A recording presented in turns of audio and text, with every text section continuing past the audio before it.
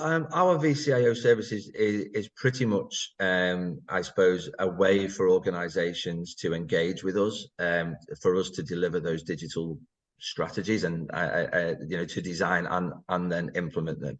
The vCIO is really a retained service that enables us to build relationships with our partners, basically, because we see our clients as partners. Yes, they engage us to provide a service, but we can't provide that service in isolation without the support and the backing of our clients. And it needs to be that kind of partnership relationship. So we very much see that as the CIO, as you said, it's a strategic service. It's to work alongside the business to help the business get the most out of its technology, to make those right decisions, coming back to that, on a level that supports the business goals over the medium long term. And if an organization comes to us and says, can we have an audit? We kicked an audit off yesterday with an engineering company in Perth, and we'll look at their systems, we'll look at the business and help them understand what they need to do to shore up from a governance perspective. If that highlights particular elements, we'll work with them to implement the recommendations, and they may want to do that as an individual project because they'll see that, we want to implement that, and then Cohesis, thank you very much, but we'll be good from there. Other organizations may want to say, look, you know what, we want to really work with someone over the longer term and build that relationship. Can we do that? So this is that ongoing basis.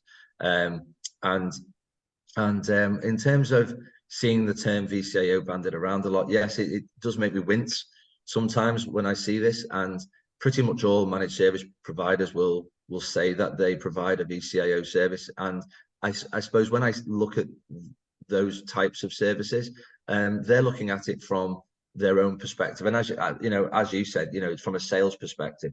We often, and this is some of the wrong decisions that organizations make, because they think that MSPs are able to act strategically, and some kind of, and I know I'm talking in a blanket way, and I suppose I shouldn't really, because we work with some very, very good MSPs and they do think strategically, but there's a lot that use that kind of strategy term as a way of sales. And I talk to some companies that say, look, I don't want to talk to my MSP anymore, because every time I talk to them, they're just going to cost me money.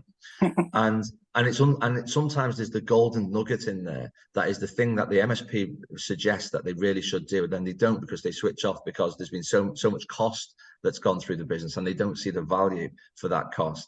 But for vCIOs that are born out of managed services, it will be typically around infrastructure, telephony, networking, and those kind of things that we don't touch. When we look at vCIO, we're looking at it really strategically and holistically, more from the application layer, more from, we'll talk cloud, we'll talk on-prem, but it's more around for us, it's because a lot of organizations are moving to cloud, typically, some are coming back, but the infrastructure's not necessarily, in some ways, the key thing for our clients who are SMEs. They want their applications to be on the cloud, their SaaS solutions. What they want is the right applications to drive the business, and how are people going to use them?